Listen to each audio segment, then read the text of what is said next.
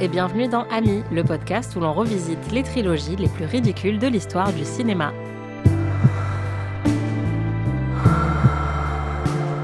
Cet été, on vous a préparé un petit hors-série pour parler d'une des plus grandes trilogies de tous les temps, 50 nuances degrés.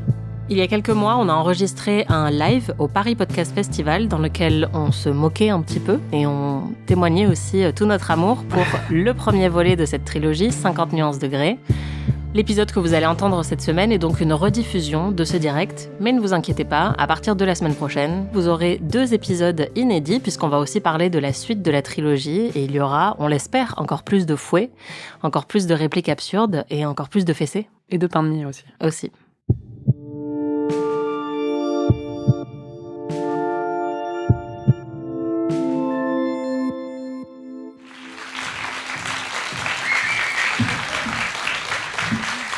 Bonjour et bienvenue dans cet épisode spécial d'Amis, enregistré en direct depuis le Paris Podcast Festival sur la scène de la Gaîté Lyrique. Bonjour Anaïs. Salut Marie. Et bonjour tout le monde.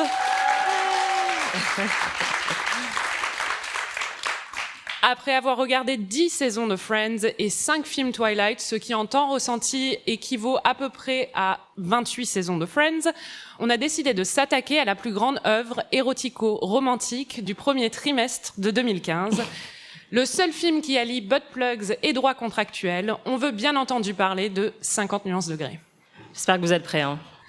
Salut, moi c'est Anaïs, et contrairement à l'héroïne de cette saga, personne ne m'a jamais fourré de gingembre dans les fesses. Et moi, c'est Marie, et il a bien fallu que je voie ce film par devoir professionnel. Je l'ai même vu plusieurs fois parce que je suis très pro. Voilà. Bravo pour ce sens de la rigueur. Bon, j'imagine que tout le monde ici a déjà entendu tous les épisodes d'Amis, que vous connaissez par cœur le principe. Mais en gros, ça va se passer exactement pareil que dans nos autres épisodes. On a vu le film, on va débriefer avec vous un peu ce qui s'y passe. On va faire un petit jeu avec vous, si vous êtes d'accord. Mais voilà, sinon c'est à peu près pareil que le reste des épisodes, sauf que nos parents nous regardent et qu'on va parler de levrette. Donc ça va être très gênant. Bon, pour cet épisode, on a revu le film avant de venir. Donc avant de rentrer dans le vif du sujet, voilà un petit aperçu de cette expérience. Pourquoi elle est triste déjà ? Parce qu'il lui a filé des fessées, mais il a paniqué. Ah, je comprends. Voilà. Pas mal. C'est on du grand était très cinéma. fatigués quand on l'a regardé, en précise. Ouais, mais bon. Bon, pour commencer, et soyez honnêtes, on est entre amis. C'est un safe space. Qui ici a vu le film ? Ah, quand même pas mal de monde. Qui a vu tous les films ? Ah, moi. Ok, donc clairement, il y a eu un trauma après le premier et vous vous êtes dit, c'est bon, on arrête là, quoi. Et qui a lu le premier livre ou plusieurs livres ? Ah oui, quand même. Pas Bravo. mal. Bon, Anaïs, c'est quoi ton rapport avec la saga 50 nuances degrés ? C'est un rapport un peu ambivalent. Professionnellement, toi et moi, on a bossé à BuzzFeed et du coup, on était obligés, sous la contrainte, de traiter de certains sujets de pop culture comme 50 Shades. Et donc, il y a quelques années, j'avais eu la très bonne idée de live-tweeter un des livres de la saga qui était en fait la même histoire que dans ce film, mais racontée du point de vue de Christian Grey. Honnêtement, c'est un gros trauma parce qu'il y a des phrases comme ma queue acquiesce et ma queue marque son approbation dans ce livre. Donc, je l'ai un peu mal vécu, mais 2 ans après, j'ai retenté l'expérience avec un autre livre. Donc, moi aussi, en fait, j'aime le BDSM à ma manière. Et suite à ces live tweets, il y a quelqu'un, je ne sais pas qui a créé un compte Twitter qui s'appelle La queue de Christian Grey. Si vous êtes dans la salle... Ouais, voilà, je ne sais pas si cette personne est là, mais je la remercie. Le compte est toujours actif. Vous pouvez aller le suivre sur Twitter. Voilà. Et toi, c'est quoi ton rapport avec la saga ? Moi, j'avais lu une partie du premier livre pour un article pour Rue 89, il y a bien longtemps. Donc par professionnalisme. Et ensuite, j'ai vu le premier film au cinéma à New York et c'est, je dois dire, peut-être ma meilleure expérience de cinéma de toute ma vie. Parce que tout le monde était venu dans la même optique, c'est-à-dire se foutre de la gueule du film. Et tout le monde faisait des blagues pendant 1 heure, sauf 3 femmes au premier rang qui se retournaient toutes les 10 minutes pour dire « c'est pas censé être drôle ». Donc c'était vraiment assez génial. Mais si, les meufs, et j'ai beaucoup d'affection pour ces films très nuls. Enfin, ce film très nul parce que j'ai pas vu les autres. Ouais, alors ça, c'est quand même le gros plot twist, c'est que quand on a regardé le premier film pour préparer ce live, j'ai découvert que Marie n'avait pas vu la suite et franchement, j'ai très très peur de ce que tu vas dire quand tu vas les voir parce que celui-là, c'est vraiment le plus le plus meilleure sympa, qualité. quoi. Ouais, voilà, c'est ça. Un peu comme Twilight, ça va de pire en pire après. Bon, passons aux choses sérieuses. Anaïs, tu as 30 secondes. Enfin, 30 secondes chez nous, ça veut dire 2 minutes. Pour résumer l'intrigue très riche de ce grand film. Alors, c'est l'histoire d'Anna, Anastasia, une étudiante en lettres qui est vierge. Et on sent que ça la travaille parce qu'elle passe ses journées à mâchouiller sensuellement des crayons. Et elle est aussi très pauvre. On le sait parce qu'elle a un portable à clapper.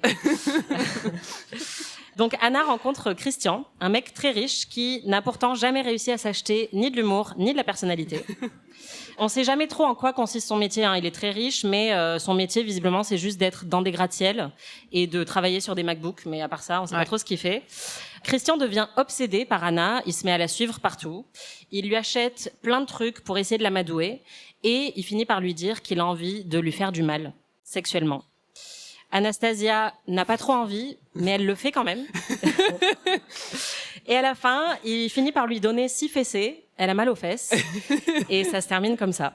Voilà. Grosso modo, vous avez un peu le film. Bravo.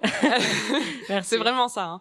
Avant d'explorer en profondeur les thèmes très riches de ce film, on voulait vous présenter un peu les personnages. Il y a d'abord Anna, donc Anastasia, tu l'as dit, qui est jouée par Dakota Johnson. Anaïs, si tu devais décrire Anna en quelques mots, hors son portable à clapper, qu'est-ce que tu dirais?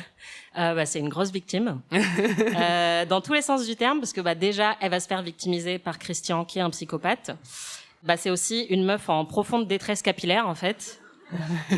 Puisque sa frange, on dirait qu'elle a été coupée dans le noir par un enfant de 5 ans qui est myope. Donc déjà, elle part avec beaucoup de handicap dans la vie, quoi. Toi, tu la décrirais comment? Moi, j'avais marqué, elle a autant de personnalité qu'une tranche de pain de mie non toasté. Voilà. Mais c'est assez, ça peut être bon, hein, pas mais mal. c'est pas, à la longue, c'est un peu lassant quand même. Et vous allez le voir, les tranches de pain de mie jouent un rôle très important dans ce film. C'est vrai, on en j'avais reparlera. oublié. C'est vrai. Il y a une résonance symbolique déjà dans ce que tu C'est vrai. racontes. Mais le plus important quand même avec Anna, ce qu'il faut dire, c'est qu'elle se mordit toujours les lèvres. Et on a un peu fait un décompte pendant le film. Premier mordillage de lèvres. Deuxième mordillage de lèvres. Mordillage de lèvres, mordillage de lèvres. À la fin, elle va ressembler à Didier Deschamps. Hein. Putain, si elle se met même à bouffer la machine à étiqueter, on va pas s'en sortir. Alors, on a des réflexions vraiment très profondes dans ce film. Après, il y a Anna, il y a Christian. Donc, Christian le milliardaire. Comment qui tu est le joué décrirais? par Jamie Dornan, le magnifique, le très très beau. C'est sa seule qualité. Hein. C'est vrai. Comment tu le décrirais? Christian, c'est tout ce qui ne va pas avec les hommes, en fait.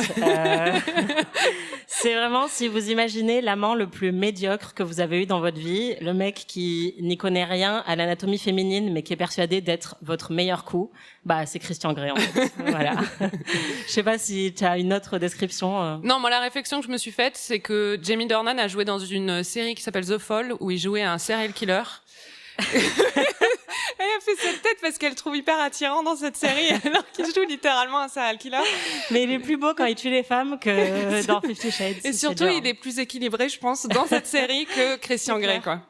Après, on a la coloc. La coloc d'Anna, qui est pas très remarquable, sauf que elle mange le sandwich d'Anna, ce qui pour moi est une peine capitale. Donc, on la cancel direct, quoi. Ouais, en plus, on assiste à la préparation du sandwich. C'est un sandwich au thon. Il a l'air hyper bon.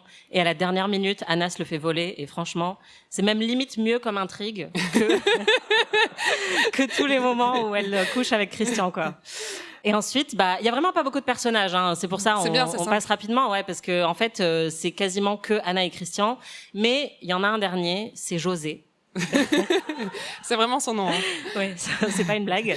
José, c'est le meilleur pote d'Anna qui donc est dans la friend zone parce qu'évidemment comme dans tout récit un peu fanfic, young adulte, Anna est hyper banale mais tout le monde est amoureux d'elle et donc José est hyper amoureux d'Anna mais elle en a rien à secouer parce que il est pas assez riche par rapport à Christian. Ce qu'il faut dire c'est que Rosé Non, ça c'est ce dont on a besoin maintenant. Ça, voilà, pas... José est un peu basé, enfin, il rappelle beaucoup Jacob dans Twilight pour les gens qui connaissent cette autre fabuleuse saga. Et c'est parce que 50 Shades of Grey est basé, en fait, à l'origine, c'est une fanfiction de Twilight qui a été écrite par E.L. James. Oui, E.L. James, c'est ça. Élodie, Jeanne. Je sais pas comment elle James. s'appelle. E.L. Mais elle a écrit ça en ligne, donc c'était une fanfiction sur Twilight qui était un peu trop olé olé parce qu'elle était très sexy apparemment. Mais l'héroïne c'était Bella et le héros c'était donc comment il s'appelle Edward. Edouard. Et elle a changé les prénoms. Elle a fait de Christian un milliardaire au lieu d'un vampire. Et au lieu de vouloir mordre et tuer Bella, il veut juste la fouetter. Voilà. La fanfiction a été auto-publiée et ça a été un énorme succès chez les mamans. Ça a été surnommé le mommy porn parce que toutes les mères de famille américaines lisaient ça sur leur Kindle en secret. Et ça a été un énorme succès. Et en fait, quand le film a été fait, le gros problème qu'il y a eu, c'est que ça a été adapté. Ça aurait pu être peut-être pas un très bon film, mais au moins un film assez bon. Parce que c'était Sam Taylor Johnson qui réalisait. Et à la base, elle réalisait surtout des films indés. Elle avait une vision pour le film. Il y avait aussi Kelly Marcel qui était scénariste dessus. Et les deux ont raconté a posteriori qu'elles ne voulaient même pas regarder le film parce que ça s'est tellement mal passé avec E.L. James qui les a empêchés complètement d'adapter le film selon leur vision et qui voulaient rester fidèles à son œuvre pour satisfaire les fans. Donc voilà, c'est le résultat qu'on a eu. Bravo. Voilà, mais en tout cas, c'est vrai qu'on retrouve beaucoup d'éléments de Twilight. C'est la même histoire, hein, le même triangle amoureux et les mêmes intrigues un peu nazes. Et c'est surtout la même toxicité que Twilight. Surtout dans les rôles masculins qui sont très très toxiques. On s'est fait la réflexion pendant le film. Oula, il est jaloux, il est pas content. À notre homme a touché sa propriété, ça ne va plus du tout. C'est vraiment comme dans Twilight, hein. Il y en a pas un pour rattraper l'autre. En vrai, si t'enlèves le contrat, des relations comme ça, j'en ai eu plein. Hein. Le mec, il te dit, un jour, je t'emmènerai au resto. C'est tous les mêmes, quoi. Mon enfance a été dure, alors maintenant je veux plus te faire de bisous. Mais le problème, c'est qu'on essaye de nous vendre comme sexy un mec qui veut pas te dater et qui veut te prendre uniquement en levrette. C'est-à-dire 98% des mecs, en fait. Donc, sauf qu'en plus, il faut signer un contrat avant, quoi. Et tu dois quand même dîner avec les parents. C'est clair. Donc t'as vraiment tous les pires trucs de C'est clair, c'est l'enfer. Voilà, là c'est le moment où maman brûle ton ordi. Je suis vraiment désolée d'avoir prononcé le mot levrette en direct. Mais ouais, en fait, le problème avec Christian, au-delà du fait qu'il est extrêmement toxique, c'est qu'il est très mal écrit aussi, c'est-à-dire qu'il a que 2 traits de personnalité, c'est d'être riche et flippant, et beau, si c'est un trait de personnalité. C'en est un pour beaucoup. Et vraiment, il est écrit, mais avec les pieds, c'est-à-dire que il a aucune motivation, on comprend pas trop pourquoi il s'intéresse à Anna, et vraiment, toute sa backstory, c'est un énorme cliché. C'est-à-dire que on comprend que s'il a des gros soucis d'attachement dans sa vie, c'est parce que sa mère était une prostituée, qu'elle était accro au crack, qu'elle l'a abandonné, et que depuis, en fait, il est plus capable d'aimer. Donc franchement... C'est Don Draper, en fait. Ouais, c'est ça, mais en beaucoup moins subtil. Enfin, en fait, c'est juste n'importe quel mec naze que t'as rencontré dans ta vingtaine qui te dit « Ma mère m'a jamais dit je t'aime et c'est pour ça que je bande mou, quoi. » Enfin, vraiment, c'est juste l'enfer absolu. Mais visiblement, c'est un idéal romantique selon ce film et c'est ça qui est problématique. Bah, le vrai problème, c'est que Christian est joué par Jamie Dornan, qui est extrêmement beau et extrêmement sexy et qui nous fait, qui nous fait oublier toute la toxicité du personnage, n'est-ce pas, Anaïs? Ouais, je m'excuse vraiment pour ce que vous vous apprêtez à entendre. Oh, oh. If you were mine, you wouldn't be able to sit down for a week. Oh là là.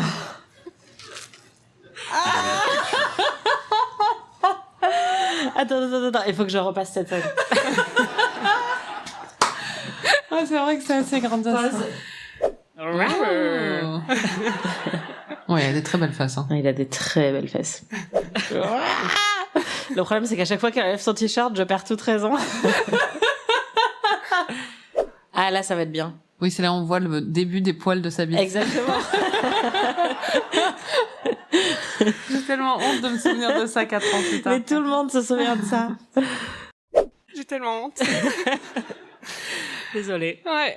Donc pendant tout le film, faut dire qu'on était un peu tiraillés entre notre raison, qui nous disait de fuir, et notre attirance incompréhensible, enfin incompréhensible parce qu'il ressemble à Jamie Dornan. Et on s'est vraiment demandé ce qu'on ferait à la place d'Anastasia. On s'est demandé si on resterait ou si on partirait en courant. À plusieurs reprises. Voilà. I'm not gonna touch you. Not until I have your written consent. Ah, c'est tellement bizarre. What? I'll explain later. En même temps, Come on, take you home. là, j'y suis encore. Il faudrait que tu me dises où est-ce que ça s'arrête. Ouais, c'est ça. Moi, j'y serai plus, hein. De quoi je me mêle, en fait? Oh, elle peut pas fumer? Ouais. Ça, c'est trop C'est pour là toi. où je m'arrête, moi. C'est clair. I have rules. If you follow them, I'll reward you. If you don't, I'll punish you. You'd punish me. Like you'd use this stuff on Ok, me. moi, là, c'est là que je pars. C'est ce moment précis, là, je pars. Genre, pour te faire plaisir? Et il est où mon plaisir? Bravo, Anaïs. Moi, là, j'y suis pas, là. Ah bon. Voilà, le mec qui joue du piano en plein milieu de la nuit, c'est bon. Hein. Fais-moi des boules caisses. Va te coucher. On a des petits problèmes d'insomnie, donc C'est ça, ça vraiment. nous parle pas du tout, Ce le qu'on côté considère comme sexy, voilà, c'est les boules caisses. ou un homme silencieux qui dort sans bouger à côté Exactement. de toi. Ou pas d'homme. C'est Voilà. bien aussi. Encore plus sexy. Bon, du coup, on voulait jouer à un petit jeu avec vous pour voir jusqu'où vous aussi vous pourriez aller. Pour Christian. Donc le principe est simple. On va vous présenter des cas de figure qui existent bel et bien dans le film. Et vous devez nous dire si vous resteriez, ou si vous partiriez. En même temps, on révise la conjugaison, donc c'est bien. Alors, on vous dira quel mot dire à quel moment. Mais en gros, la première mise en situation. Alors, il faut vous imaginer, vous êtes Anna. Hein. Donc, vous êtes une Américaine de 24 ans, vierge, un peu banale. Vous êtes... Qui a un portable à clapper. Qui a un portable à clapper, une frange important. pas droite. Vous rencontrez un très beau milliardaire, un peu chelou, mais très beau et très milliardaire. Donc, vous y allez quand même, vous êtes invité chez lui, il vous propose un verre de chardonnay, c'est votre première date, ça se passe très bien. L'alcool aidant, vous commencez à vous chauffer un peu et vous lui dites « Est-ce qu'on va faire l'amour ?» Et il vous répond « Ça ». Two things. First, I don't make love. I fuck. Hard. Deux choses. Premièrement, je ne fais pas l'amour. Je baise. Brutalement. C'est sexy, hein. Donc, il baise brutalement. Alors, si vous restez à ce moment-là, et encore mieux, si ça vous donne encore plus envie de rester, il faut que vous criez « butt plug ». Alors, qui crie « butt plug » ? Est-ce que vous restez ? Ah, il y en a quelques-uns quand même. Ok. Je crois que les autres sont pas très honnêtes. Et ceux qui partent, criez « au secours ». Ah ouais, bon, déjà, en gros, au bout de 15 minutes de film, il n'y a plus personne, quoi. Parce que là, c'est vraiment la première étape. Hein. Nous, on y est encore. Nous, on y est encore, mais parce qu'on a bu du chardonnay et que moi, honnêtement, je comprends même pas ce qu'il me dit. C'est ça. Bon, deuxième cas de figure. Alors, deuxième cas de figure, thème récurrent, vous êtes dans un bar et vous êtes bourré, encore une fois. Et vous faites ce qu'on fait toutes quand on est bourré dans un bar, vous appelez le mec que vous trouvez mignon et qui s'en fout un peu de vous et qui ne vous a jamais témoigné la moindre affection. C'est pas du tout basé sur un vécu personnel. Vous l'appelez, vous êtes un peu pompette et vous n'êtes pas très cohérente. Et en fait, il vous coupe tout de suite. Il vous dit « Vous êtes où ?» Vous lui dites pas. Et là, il vous dit « Bouge pas, je viens te chercher. » Et il raccroche. Et là, on se dit « Comment ?» Est-ce qu'on est dans un film de science-fiction? Est-ce qu'il va se téléporter? Mais il se trouve que comme il est très riche, il va vous géolocaliser. Mais moi, je me demande comment il fait parce qu'elle a un portable à clapper. Bah oui, en plus. Il y a même pas la 4G J'ai sur ces juste d'y trucs-là. penser, mais enfin bon. Bah ouais, je sais pas, honnêtement, je sais même pas comment ça fonctionne un portable Mais bref, à clapper, il la mais- géolocalise. Bon, c'est la beauté du scénario, hein. C'est que donc 10 minutes plus tard, elle sort du bar et là il y a Christian qui se pointe, qui l'a géolocalisé, qui l'attrape par le bras et qui lui dit « Tu viens avec moi ». C'est un peu flippant, enfin moi je trouve, hein. Mais là on est encore au début du film. Alors, est-ce que vous butt-pluguez? Est-ce qu'il y en a ici qui restent et qui se disent « Ouais, c'est super sexy, il a entendu que j'étais un peu pompette, il vient me chercher ». Est-ce qu'il y en a qui crient butt-plug là? Qui crie butt-plug? Ah, quand même, plus nombreux que pour je baise énormément. Je baisse brutalement. En même temps, je peux comprendre. Il y a un côté un peu, je me laisse faire. Pourquoi Ok. pas, hein. Bon, est-ce qu'il y en a qui sont un peu flippés? Ceux qui sont un peu flippés, vous criez au secours. C'est marrant, hein. Vous me surprenez. Anaïs, t'avais un argument très très persuasif pendant qu'on a regardé le film pour rester quand même. Ouais. I'm sorry, I didn't. I'm coming to get you. What? Quel enfer. Moi, à ce moment-là, je vais déposer une main courante. C'est clair. Ça dépend s'il est mignon. Ça m'épargnera le Uber, quoi. Voilà, donc si vous êtes radin comme moi, il vous géolocalise, mais vous restez quand même. Voilà. C'est pratique. Bon, le troisième cas de figure, c'est le contrat. Et il faut dire que le contrat, c'est quand même à peu près 90% du scénario de ce film tourne autour d'un contrat. C'est vraiment un film sur le droit contractuel, il faut le dire. C'est ce qu'on ne dit pas assez. Et donc, cet homme magnifique et milliardaire, déjà, il est un peu chelou et il vous propose un contrat de 40 pages dans lequel il établit tous les codes et les règles à suivre dans votre relation. Vous devez le signer, c'est un contrat. Et dans ce contrat, il y a la phrase « La soumise, c'est vous, se soumettra à toute activité sexuelle exigée par le dominant, c'est lui, et ce, sans la moindre hésitation ni aucune opposition. » À savoir aussi, dans ce même contrat, des pinces génitales sont mentionnées. Alors, qui reste? Butt plug. Il y en a quand même une. Merci. Donc tous les autres... Au secours. Il faut savoir quand même que dans cette scène, bon, déjà, il signe le contrat dans le noir, ce que j'ai pas trop compris parce que c'est pas des conditions optimales pour lire un contrat. Mais bon, pourquoi pas. Et il y a un moment déchirant où ils essayent de négocier en fait sur les termes du contrat et Anna refuse le fisting anal. Le fisting anal. Et vraiment, si vous pouviez voir la tête de Christian à ce moment-là, mais on dirait qu'on vient d'égorger un chaton devant lui, il est trop triste, quoi. C'est peut-être un des plus grands moments d'émotion du film. Moi, je dois dire, mon plus gros problème avec le contrat, c'est que j'ai un peu une phobie administrative et tu me donnes un contrat de 40 pages, je le lis même pas, c'est non, la relation est finie, quoi. C'est clair, trop la flemme, quoi. Ouais, Tu lis pas jusqu'au bout. Moi, je pense que je signe sans lire ce qu'il y a dedans. On est un peu les deux opposés du spectre. Mais ouais, non, moi, en fait, je pense que mon plus gros problème, c'est qu'il y a écrit noir sur blanc que je suis une soumise. C'est-à-dire que si tu veux m'attacher à une tringle à rideau ou je sais pas quoi, si tu veux, dans les faits. Mais par contre, écrire dans un contrat que je suis ta soumise, non. Y a quand même des limites à ne pas dépasser, quoi. Bon, on va faire la dernière mise en situation. Là, on commence à progresser un petit peu dans le film. À chaque fois, Anna aussi, elle part en fait à chaque fois. C'est-à-dire qu'elle crie un peu au secours, mais elle continue. Bah, il lui offre un ordinateur, une voiture. Voilà, donc à chaque fois, elle revient. C'est ça. À chaque fois, elle dit non, il lui offre un truc et ça, elle je dois revient. dire que moi aussi, ça marcherait avec moi. C'est clair. À chaque fois qu'il lui offrait une voiture, elle disait moi là, je reste. Hein. Donc la dernière étape, c'est que il vous emmène dans son donjon, qui est dans son appartement. Donc déjà, pour arriver au donjon, il faut traverser un couloir qui ressemble un peu à une salle d'attente de dentiste. C'est vraiment un long couloir tout blanc avec une lumière très très blanche. Non mais la déco dans ce film, c'est vraiment Ikea. Ils ont pris tous les trucs gris chez Ikea en fait. Ils les ont mis dans un grand appartement. Et oui, parce que c'est 50 nuances de gris. Donc il y a que du gris dans le film. Donc il vous ouvre la porte du donjon et là, c'est une pièce toute rouge, avec plus de fouets et de cravaches que dans une écurie. Donc honnêtement, déjà, tu te dis pourquoi il y a besoin d'autant de fouets. Moi, c'est ça, le fait qu'il aime dominer, ok, mais qu'il se soit autant équipé pour ça, c'est ça. C'est un peu inquiétant. C'est clair. Et puis vraiment, moi, ce qui me perturbe le plus, c'est que donc il y a des canapés en cuir rouge matelassés. Personnellement, moi, c'est là que je pars. On dirait un peu un showroom Roche-Beaubois des années 90, tu vois.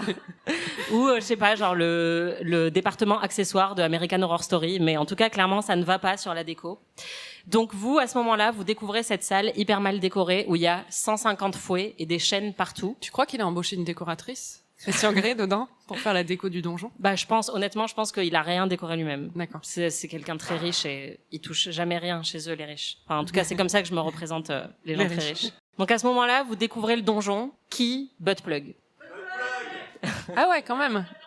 C'est l'investissement financier derrière qui impressionne. Ouais, c'est ça. Vous dites, bon, avec 300 fouets quand même, il faut au moins en tester un, quoi.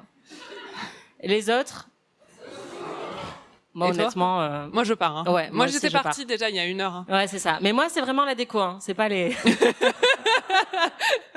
c'est pas les fouets. Bon, bah, merci d'avoir participé à ce jeu. Je note quand même que la plupart d'entre vous n'auraient pas eu de liaison avec Christian. Ouais, bah, honnêtement... Vous savez pas ce que vous loupez, hein.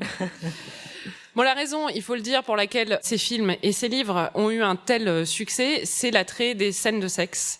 Sauf que pour un film qui nous vend de l'héroïsme BDSM, c'est franchement pas très très kinky. Non. Et d'ailleurs, on était un petit peu déçus devant le film.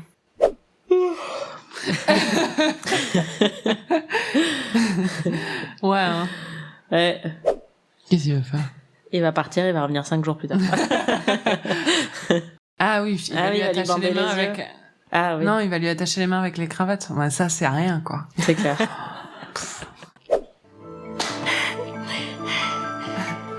Welcome to my world. Bon, si c'est ça, ça va, hein. C'est clair. 2 fessées et demi. Welcome to my world. Franchement, c'est vrai que être à genoux sur du parquet, c'est c'est très ça qui est douloureux. Il peut s'arrêter là, elle a déjà assez souffert. Hein. C'est clair. Ça, c'est nul, par contre. Ouais, c'est vraiment... Genre, c'est bon, la meuf, elle est éreintée parce que tu lui as mis 3 fessées. C'est bon, quoi. Même nous, on savait pas trop comment réagir face à, Non, mais là, face à ces scènes. Parce qu'on en voulait soit trop, soit pas assez. Je pense à ma mère qui est en train d'écouter ce podcast. S'il faut, elle en a rien à foutre. Elle a déjà éteint depuis 5 minutes. Elle s'est dit, c'est bon, probable. C'est bon, quoi. T'en as pensé quoi des scènes de sexe, Anaïs? Bah, honnêtement... Moi, je suis très basique, donc je les trouve pas mal, en fait.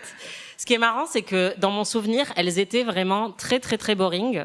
Et quand on a commencé le revisionnage du film, j'ai dit non, mais c'est nul. En plus, on voit même pas un téton dans ce film. Et en fait, on voit plein de tétons. J'ai été agréablement surprise. Honnêtement, je trouve que c'est assez sexy. C'est pas les scènes les plus inventives en termes de réalisation, mais je trouve que ça fonctionne plutôt bien. Je sais pas, t'en penses quoi, toi? C'est marrant parce que c'est pareil, quand t'es devant la scène, c'est assez joli. Enfin, je sais pas, c'est 2 personnes belles qui sont en train de faire du sexe à la caméra, donc c'est pas mal. Mais je me souviens d'aucune scène a posteriori, à part justement les poils de Christian, comme on l'a entendu tout à l'heure, ce qui est très honteux.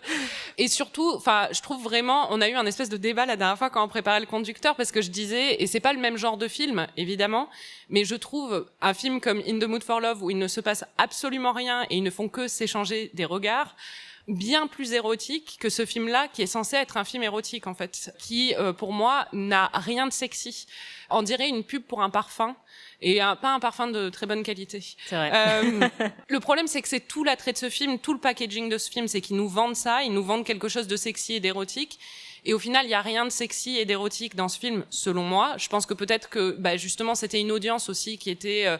j'ai dit tout à l'heure les mommy porn, donc c'était des mamans en règle générale mariées. Et moi. Et Anaïs, banlieusarde aux États-Unis. Les 3 femmes qui étaient au premier rang du cinéma où moi j'étais avaient l'air de prendre ça très au sérieux et de beaucoup aimer ce qu'elles voyaient. Mais moi, j'ai grave kiffé au cinéma. Je me souviens, j'y suis allée avec une copine et quand on est sorti, on a dit faut ramener la serpillière parce que là, c'était chaud, quoi. Hein. Donc franchement, moi, je suis grave rentrée dedans, quoi. Bah moi pas vraiment, mais je dois dire, en plus c'est censé être un film sur le BDSM, mais c'en est pas vraiment un parce qu'on va en parler, mais ça rentre dans énormément de clichés. Un vrai bon film subversif et sexy sur le BDSM, si vous en cherchez un, c'est Secretary de Steven Steinberg, et c'est avec Maggie Gyllenhaal et James Spader, ouais, quand il un était abonné des films sexy et pervers. Voilà, dans les années 90, plus maintenant. Maintenant, il fait des séries sur TF1. Mais enfin bon. Mais c'est un film qui est sur la relation de dominé-dominant. Par exemple, il y a une scène dedans où il lui dit combien de petits pois manger pour son dîner. Et c'est 1000 fois plus sexy que quand Christian donne des fessées à... comment elle s'appelle? Anastasia dans ce film, quoi. Et vraiment, pour moi, ça tient vraiment pas ses promesses. Après, c'est très drôle, 50 nuances degrés. Ouais, c'est ça. Pour moi, vraiment, en fait, je garde une énorme affection pour les films, un peu comme Twilight. Évidemment, c'est dans la même catégorie, en fait. C'est-à-dire que si on les prend au sérieux, oui, ça n'accomplit pas vraiment ce que ça devrait accomplir, à part peut-être pour un certain fandom. Mais je trouve ça hyper drôle à regarder. Enfin, oui, franchement, là, même en le revoyant, c'était super drôle. Un truc dont on n'a pas parlé aussi, c'est la bande son. Ah, très bonne bande son. Exceptionnelle. Vous avez entendu un petit peu dans un extrait, je sais pas si vous avez reconnu. Il y avait Beyoncé. Ouais, voilà. Beyoncé, un peu au ralenti, en mode un peu érotique. Franchement, c'est pas mal. Moi, je suis plutôt cliente, mais c'est vrai que oui, Secretary, c'est évidemment bien mieux. Après, je pense que voilà, comparer 50 Shades et In the Mood for Love. Oui, d'accord. Non, mais on n'est pas dans la même catégorie, quoi. Évidemment, sur la portée érotique du truc, c'est ironique pour moi qu'un film qui n'est rien de physique le soit beaucoup plus érotique qu'un film qui est brandé comme érotique. Ouais, non, c'est clair. Mais ouais. même, je sais pas, ouais, j'essaye de trouver un autre film qui serait plus érotique que 50 Shades. Shrek. Mais ouais, E.T., quoi. Enfin, franchement, n'importe quel film, au final. Enfin, c'est vrai que c'est pas particulièrement érotique, mais Disons que c'est agréable à l'œil. Oui, d'accord. Mais comme une pub pour parfum, voilà. Ouais, exactement, c'est ça. Non, après, tu l'as dit, le gros problème de ce film, d'un point de vue plus moral, ou on va dire en termes de représentation, c'est que c'est censé être un film sur le BDSM, et que là, pour le coup, il mélange tout, un peu comme le livre d'ailleurs, mais on nous dépeint une relation qui est en fait une relation toxique et abusive, et on nous présente ça comme un exemple de ce qu'est une relation BDSM, alors que je m'y connais pas en BDSM, maman, ne t'inquiète pas. Mais juste, ça n'a rien à voir. C'est-à-dire que là, tu l'as dit dans le contrat, il dit qu'elle ne peut absolument s'opposer à rien, qu'elle ne peut pas donner son désaccord. Enfin, la question du consentement est hyper floue dans tout le film. On sent elle-même qu'elle y va toujours à reculons. Il y a même des moments où elle pleure, en fait, parce qu'elle est pas contente de ce qui est en train de se passer. Donc déjà, ça, c'est quand même un gros problème. Le BDSM, c'est pas parce qu'il y a de la soumission que c'est pas basé sur le respect et le consentement. Oui, puis la soumission veut pas forcément dire... Enfin, c'est pas forcément la personne soumise qui n'a pas le contrôle, en fait. Oui, exactement. En plus, ça... Alors que là, c'est le cas. Hein. Ouais, c'est ça. Et il y a un autre problème, c'est que Christian répète à plusieurs reprises qu'il est fucked up, qu'il a vraiment des problèmes et qu'il est tordu. Et donc, en fait, on nous sous-entend aussi que aimer le BDSM, qu'avoir cette préférence sexuelle-là, c'est parce qu'on est tordu, parce qu'on a un traumatisme d'enfance, parce que notre mère était accro au crack, enfin, et pas que c'est juste un truc normal entre deux adultes consentants. Et ça, c'est aussi un énorme problème. Par contre, le fait qu'il s'énerve contre elle parce qu'elle a trop bu, ou qu'il la surveille sans son consentement, ou qu'il lui dise quoi manger. Ouais, voilà. Mais ça, à la rigueur, si c'est un jeu comme les petits pois, enfin, tu vois. Non, mais lui, dans le contrat, il dit qu'elle doit bien s'alimenter. Ouais, voilà. Et puis en fait, elle ne veut pas ça. Donc c'est ça le problème, c'est qu'il n'y a pas du tout la notion de consentement qu'il devrait y avoir dans un rapport sain de BDSM. Donc pour moi, c'est là le plus gros problème quand même. Je suis d'accord. S'il y a un moment qui nous a mis d'accord quand même, et qu'on a toutes les deux trouvé bizarrement sexy, c'est la scène de la tartine. Très sexy. On vous avait promis de parler de pain de mie. C'est le moment. Voilà, c'est le moment. C'est le moment où on parle de pain de mie. Dans Amis, on a une petite tradition pour ceux qui écoutent. C'était le cas pour les épisodes Twilight. Ça s'appelle l'anatomie d'une scène et on décrit en détail une scène culte à nos yeux. Et Anaïs, c'est toi qui t'y colle pour celui-là, et ça va être la scène de la tartine, qui n'a rien à voir avec une troisième mi-temps dans un vestiaire de rugby. Voilà. Okay. Référence sud-ouest. C'est clair. Anatomie d'une scène, anatomie d'une scène, anatomie d'une scène. Bon, je vous resitue un petit peu le contexte de cette scène quand même. C'est après le moment où il l'a géolocalisée. Donc déjà, ça commence bien. Niveau sexitude, donc ils se connaissent à peine. Christian a récupéré Anna bourrée dans un bar. Il l'a ramenée à l'hôtel alors qu'elle était bourrée. Il l'a déshabillée et il a dormi à côté d'elle pendant qu'elle était inconsciente. Elle se réveille le lendemain matin. Là, généralement, c'est le moment où on appelle les flics, en fait. Mais pas dans ce film. Ce qui se passe à la place, c'est que Christian décide de nourrir Anna pour lui redonner des forces. Et en fait, honnêtement, c'est le moment le plus sexy du film. Je sais même pas trop pourquoi, mais déjà, ce qu'il faut savoir, c'est que Jamie Dornan, il a des bras. Et vraiment, il a des bras, quoi. Genre, déjà, quand il tartine la tartine, quand il met du beurre dessus, j'ai failli m'évanouir, honnêtement. Et alors, vraiment, il y a un moment, c'est le moment où vous nous avez entendu un peu crier dans l'extrait, où il enlève son t-shirt par derrière, comme ça, il l'attrape. Donc, il peut montrer le bras en faisant ce geste. Et là, moi, j'ai perdu toute raison. C'est là où elle a voulu rejouer la scène. Exactement. Parce que franchement, je pense qu'il a chorégraphié le truc pendant des heures devant son miroir. C'est très, très sexy. Ensuite, il est torse nu. Il s'approche d'Anna sur le lit et il lui dit « Si tu étais à moi, tu ne pourrais plus t'asseoir pendant une semaine. » Alors pourquoi ? Peut-être qu'il a pas de canapé chez lui. Il vient d'emménager, il a pas encore eu le temps de meubler, donc voilà, je ne sais pas pourquoi, mais il lui dit tu ne pourras pas t'asseoir pendant une semaine. Donc déjà, c'est assez sexy. Enfin moi je trouve. On sait pas trop s'il veut la tuer ou l'embrasser, ce qui est visiblement c'est ça le BDSM, donc ça fonctionne plutôt bien. Mais le meilleur est à venir. Christian se penche au-dessus d'Anna, il la fixe et tout en la fixant, il mord dans sa tartine. Sa tartine à elle. À sa tartine à elle, ouais, qu'elle est en train de manger. Donc il lui enlève sa nourriture, mais bon. Il la fixe, il mange sa tartine et il part prendre une douche. Et honnêtement, c'est hyper sexy. Là, Anna est tellement émoustillée que, comme dirait l'autre, la cave est inondée, quoi. Alors pourquoi c'est sexy ? Petite analyse. Bon, déjà il y a le bras. Vraiment, j'insiste, mais c'est important. Et puis, pour une fois, tout est dans la suggestion. C'est-à-dire qu'il se passe rien, en vrai, mais il se passe beaucoup dans le regard, et on l'a dit, c'est plus sexy que quand il apprend en levrette, quoi. Et puis aussi, il y a la tartine beurrée, bien chaude, qui luit, et qui évoque un petit peu un symbole de luxure, en fait. Je sais pas, j'ai essayé de faire une analyse filmique. Voilà, je n'ai pas fait d'études de cinéma, vous m'excuserez. Et puis, il y a Christian qui dit qu'il va prendre une douche. Et honnêtement, un homme propre, c'est très sexy. Donc, C'est vrai. Voilà, c'était ma petite anatomie d'une scène. Bravo. Merci. Et ben voilà. Et ben voilà. Je me rends compte, dans tous les épisodes, on fait aussi la meilleure réplique. J'ai laissé la mienne sur mon téléphone qui est là-bas, donc je vais aller la chercher. T'as la tienne ? Vas-y, on t'attend. Non, moi honnêtement, je pense que ma réplique préférée, c'est « Si tu étais à moi, tu ne pourrais pas t'asseoir pendant une semaine ». Je pense qu'on peut pas battre ça.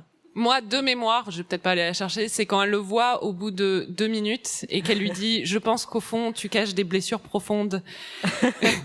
Alors qu'il lui a juste dit « Bonjour ». Et qu'il a répondu à 2 de ses questions, parce que bon, voilà. C'est clair. Franchement, on devrait faire ça dans le métro. Tu vois un mec mignon et tu lui dis « Bonjour, je pense que vous cachez des blessures profondes ». Ça marcherait trop, parce Grave. que c'est ce qu'ils veulent tous nous faire croire, quoi. C'est clair. On vous invite à tester ça en sortant de cet enregistrement.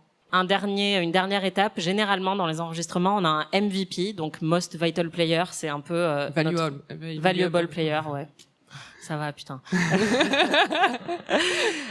En gros, c'est la personne la plus importante. C'est un peu le winner de l'œuvre qu'on vient d'analyser. Est-ce que tu as un MVP Mais moi, c'est la tartine. Hein. Clairement. C'est la vrai star que de ce film. C'est pas mal comme choix. Et toi ? Moi, je pense que mon MVP, c'est Taylor, qui est le chauffeur de Christian. Ah oui, c'est vrai. Qui est une espèce de mec tout en muscles, qui parle pas. Et lui, tu te dis, lui, s'il me disait qu'il va me fesser, je le croirais, quoi.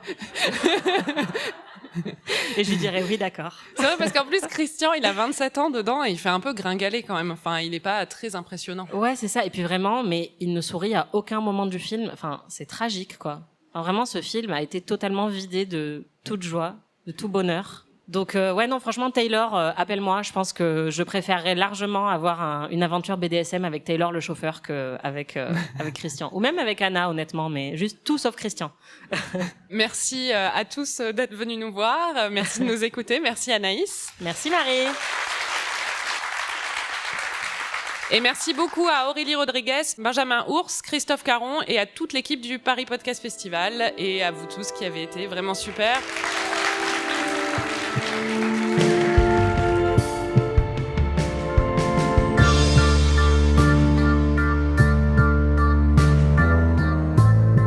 Merci de nous avoir écoutés, merci Marie. Merci Anaïs. Vous pouvez retrouver tous les épisodes d'Amis sur slate.fr ou votre plateforme de podcast préférée. Notre prochain épisode couvrira le 2e volet de cette trilogie légendaire et extrêmement sexy, 50 nuances plus sombres. Si vous regardez 50 Shades en même temps que nous, ne nous envoyez pas d'attaque en justice sur les réseaux sociaux, mais vous pouvez quand même nous dire ce que vous en avez pensé. Si vous avez aimé cet épisode d'Amis, on aimerait beaucoup que vous nous laissiez 5 étoiles et un petit commentaire. Et bien sûr, n'oubliez pas de nous hyper toujours auprès de tous vos amis. On se retrouve la semaine prochaine. Et en attendant, vraiment, fuyez les hommes. Amis est un podcast d'Anaïs Bordage et Marie Telling, produit et réalisé par Slate.fr sous la direction de Christophe Caron et Benjamin Ours. Production éditoriale, réalisation et montage, Aurélie Rodriguez. Musique, Victor Benamou.